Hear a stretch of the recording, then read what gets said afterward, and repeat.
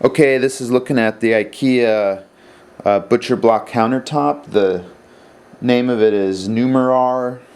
Not sure it's pronounced right. The wood for this one is beech. It comes in birch and oak, and this is the shortest length, which was $90, and it's a little over 50 inches. And the nice thing is, for our application here, I basically just had a jigsaw that I cut down on the edge that's next to the stove here, and it leaves still has a nice chunk here that is just another cutting board.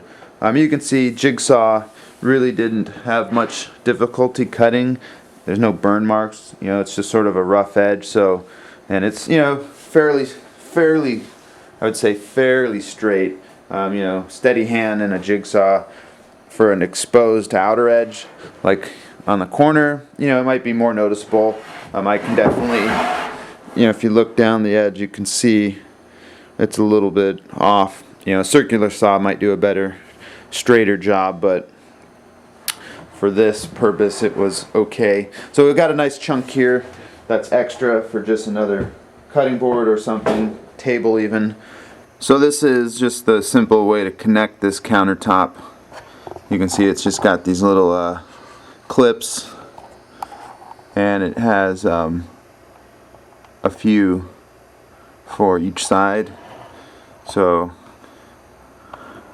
I basically just did two on the two sides and two in the back, but nothing on the front edge. And it seems to be really sturdy, so it's pretty simple. It's a little thinner, so if you look over here, you might notice it's a thinner material, but it sits higher up on the counter, and you can kind of see where the old laminate countertop actually came down here. So the finish, I had to refinish this wood, but it hasn't gotten as dark over time with light, so it's definitely a mismatch. You can also see the stove's a little lower, so most stoves are going to have feet you can raise up, so that'll need to be done as well. So if you're replacing countertops, you might have to look at the total thickness and how it might differ, and then what your material is there.